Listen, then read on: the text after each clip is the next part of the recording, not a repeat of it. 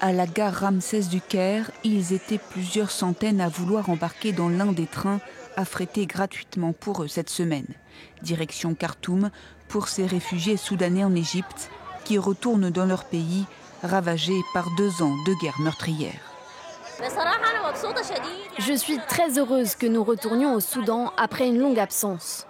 Après avoir été privés d'une île, de notre patrie, de nos conversations avec la famille et les amis, chaque recoin du Soudan me manque vraiment.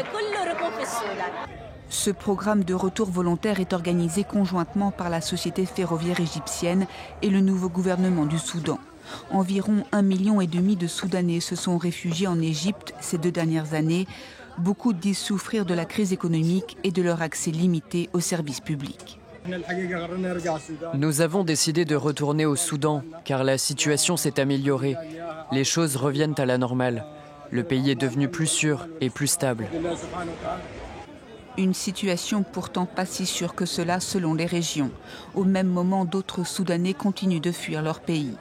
En juin, selon le HCR, plus de 65 000 d'entre eux ont franchi la frontière du Tchad. Et les passages par la Libye ont augmenté ces 6 derniers mois. Depuis avril 2023, la guerre entre le chef de l'armée Abdel Fattah al-Burhan et son ancien allié, le chef des forces de soutien rapide, a fait plus de 150 000 morts et 14 millions de déplacés, entraînant la pire crise humanitaire au monde, selon les Nations Unies.